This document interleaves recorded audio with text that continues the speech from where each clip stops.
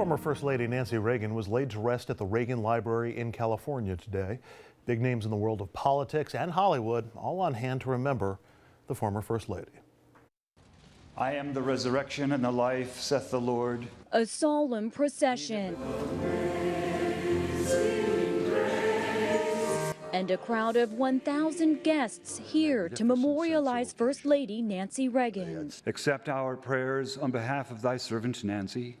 Family and friends remembering her life from Hollywood to the White House and more than 5 decades by beloved husband Ronald Reagan's side. She really always was on his mind. That love playing a role in the services. Former Canadian Prime Minister Brian Mulroney reading a love letter Ronald Reagan wrote to his wife. I love the whole gang of you. Mummy, First Lady, the sentimental you, the fun you, and the Pee-wee powerhouse you. The guests, including First Lady Michelle Obama, Hillary Clinton, and George W. and Laura Bush. There's also a long list of celebrity guests. Media figures also here, including ABC's own Diane Sawyer, giving a reading. I will come back and take you to be with me, that you also may be where I am. After the funeral, Mrs. Reagan will be laid to rest next to her late husband in this hillside tomb. As night falls, they will look out across the valley, and here they'll stay, as they always wished it to be, resting in each other's arms till the end of time. I spoke with Washington Post opinion writer E.J. Dionne yesterday. He's been covering Washington for decades. He's also author of the new book, Why the Right Went Wrong. E.J., all eyes of the nation on Simi Valley, California, as Nancy Reagan is laid to rest. When you look back on the Reagan legacy, what are your memories of Nancy Reagan? What thoughts come to mind? Well, she was a fascinating person who had real political power and political influence in the Reagan White House.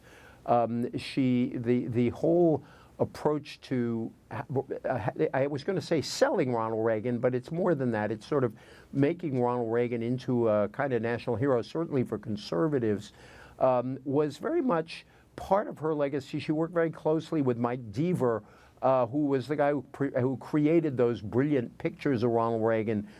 When she saw things going wrong in the White House, she would intervene.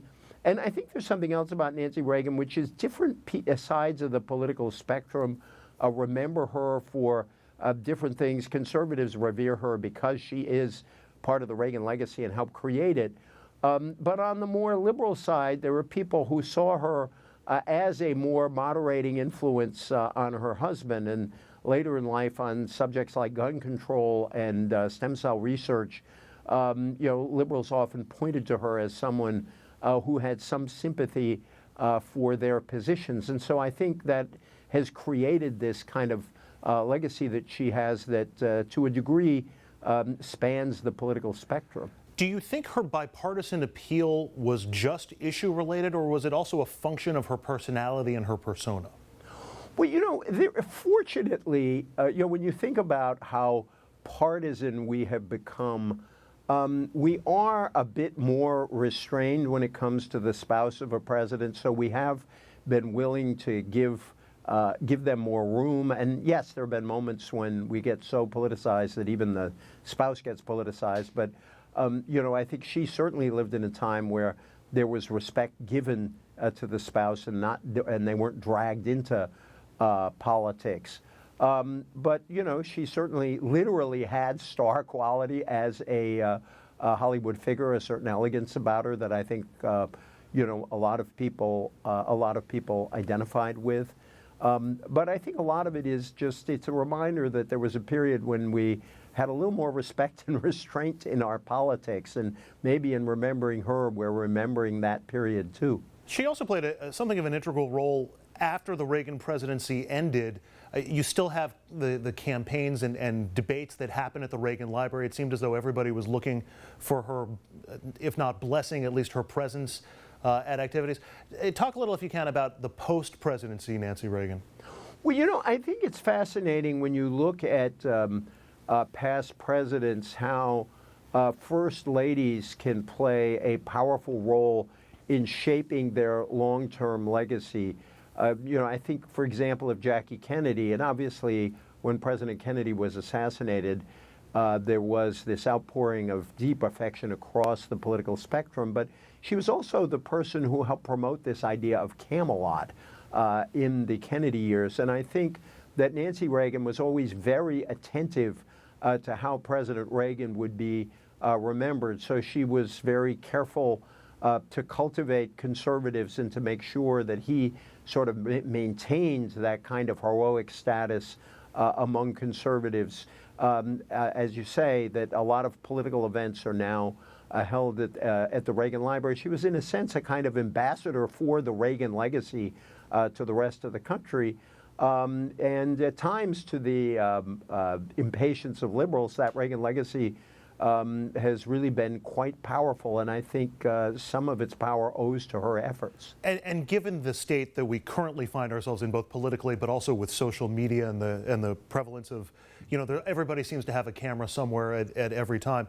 Is that something of the last of an era? Are we likely to see a Reagan phenomena and a Reagan-like presidency going forward, given what we seem to know? We seem to know more about our presidents now than we want to. That's a really good question. And I guess the answer is that if we enter again a period of somewhat less polarized politics, and that's combined with a period where people feel, quite good about the country, I think we could have another Reagan, another era like this again.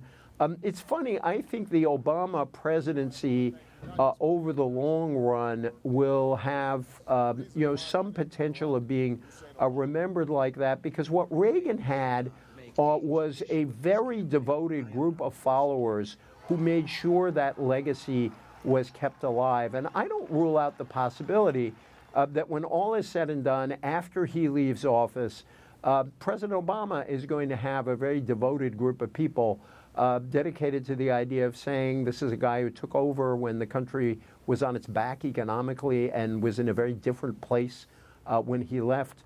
I don't rule that out as a possibility. E.J. Dionne, columnist and author of the new book, Why the Right Went Wrong, Conservatism from Goldwater to the Tea Party and Beyond. E.J., thanks for a few minutes. Appreciate it. Thank you. It's good to be with you. And from a former First Lady to a possible future president, is the Donald Trump we see on the campaign trail the real Donald Trump, or is he different when the TV cameras are turned off? We sat down with someone who's known him for years, and what she says about the Donald might just surprise you.